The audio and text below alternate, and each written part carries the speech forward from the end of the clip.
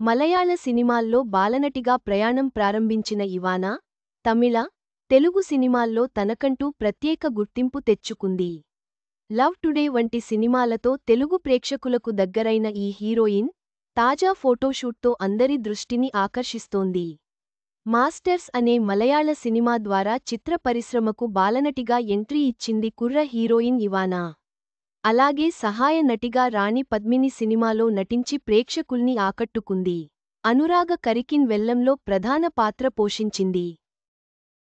దీంతో దర్శకుడు బాలా తన తమిళ చిత్రం నాచియార్లో జ్యోతిక, జి.వి.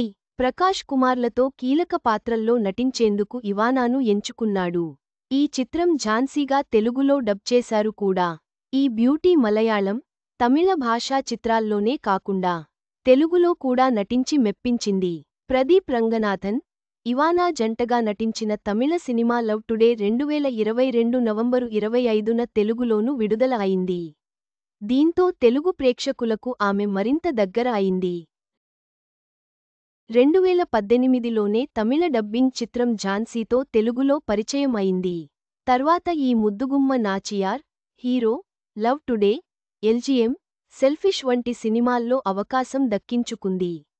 అయితే ఈ హీరోయిన్ ప్రేక్షకులకు పలకడానికి సులువుగా ఉండేందుకు అలీనా షాజీ అనే తన పేరును ఇవానాగా మార్చుకుంది.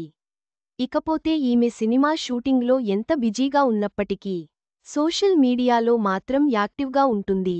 తాజాగా ఇవానా బ్లాక్ కలర్ డ్రెస్లో అదిరిపోయే ఫోటో షూట్ చేసింది. ప్రస్తుతం ఈ పోస్ట్ నెట్టింట వైరల్ అవ్వడంతో కుర్రాళ్లు టెప్టింగ్ కామెంట్లు చేస్తున్నారు.